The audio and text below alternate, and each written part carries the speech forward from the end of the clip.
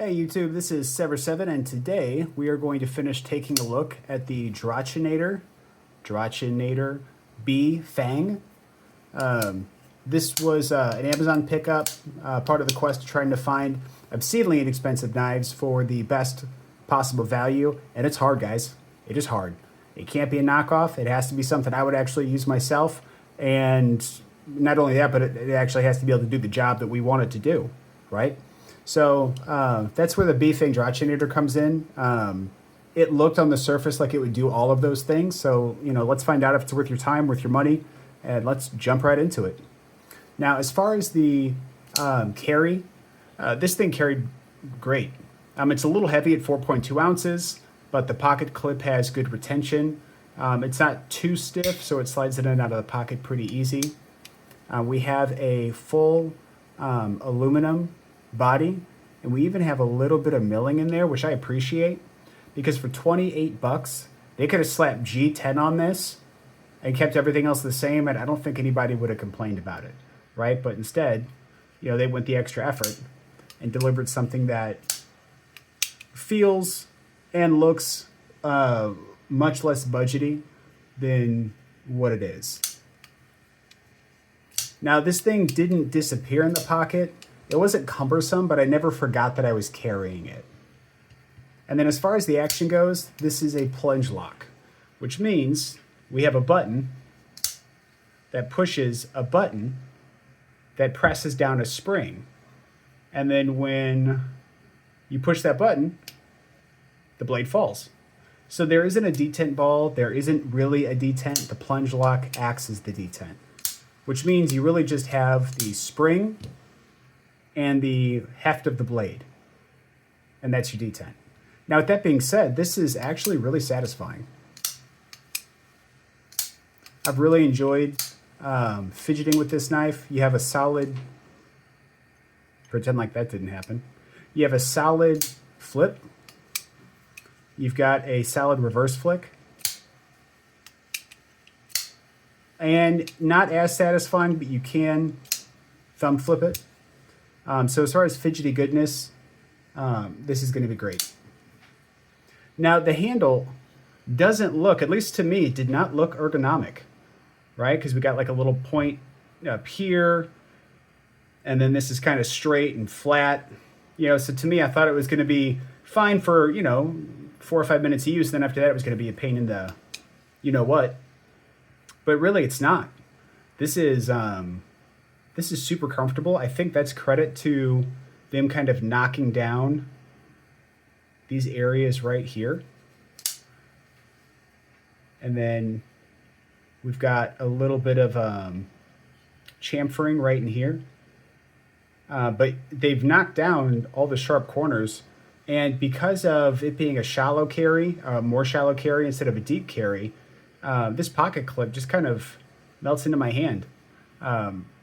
You could use this thing for, you could use it for the whole day, and as long as you're not doing things with it you shouldn't be, you're not going to put so much pressure on your hand that it gets uncomfortable, starts to hurt, starts to suck, nothing. This could be an all-day user, and, you'd be fine. Like, I can't find a single hot spot on this thing. Now, as far as the blade goes, as you guys can see, I've been putting it through its paces, cutting boxes, cutting paper, cutting tape, stuff like that. It's been in my pocket for a couple of days now. I can say we have a belt satin finish with a hollow grind, and this thing, it slices like a monster. I was able to fly through boxes. I was able to, obviously fly through paper. Every knife should fly through paper. But overall, I'm impressed with the performance. Super slicey. Let's see. I've got some papers. I've done a ton of box cutting. I do want to see if it's still sharp.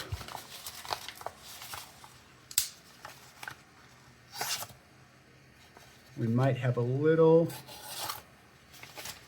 Well, it's probably partially me because I'm not holding a. Okay, we might have a little. No, I don't think we have anything. I think we're good. Okay, I take that back. I think we might have. Well, I don't feel a burr. Okay, it might just be me. But This thing has been performing very strong the entire time I've had it. And D2, if heat treated properly, which I can't verify if this is or not, but D2 is an excellent performer. That's why so many knives use it. I mean, the geometry on this blade is built for exactly what you would want to use it for. So no issues there. Now, I would say what surprised me the most about this knife is probably not one thing in particular, but a combination of the whole package. The fact that it feels more premium with this aluminum body. The fact that it actually has like a belt satin finish is pretty awesome. We have a stone washed flat. The action, especially on a button lock. I'm not even a button lock guy. I really enjoyed all those aspects of it. Now, am I going to continue to keep this in my rotation? Yeah, just because it's always good to have a knife around, like a truck knife or something that you want to beat up to protect, your more expensive knives. Like I'm a 2 or 3 knife carry guy. I'll have something like a slip joint, and then I'll have a beater, and then I'll have something nice. And the beater absorbs most of the shock, and this is what this is going to be for me.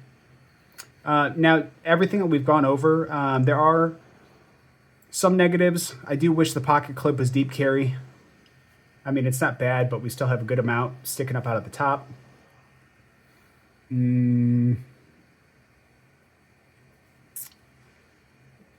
Yeah, I really got to say that's about it. I mean, yeah, the knife's not perfect, but we're talking $28, right? So you have to temper your expectations for that. And at $28, I think this thing is pretty fan-freaking-tastic. So it definitely justifies the price point.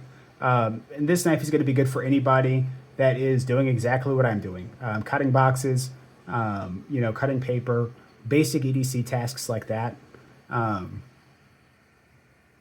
This knife is going to do all those things. Or if you are a multi-knife person like me and you just want to have a beater on you to protect your, more expensive or nicer knives, it'll do that too.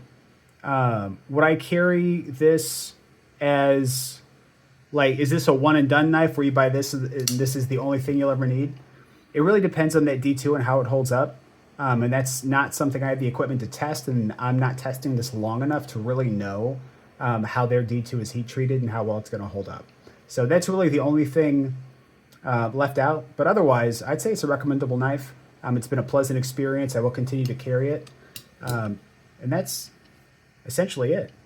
So I do want to say I appreciate all the comments. I appreciate the likes and the subscribers.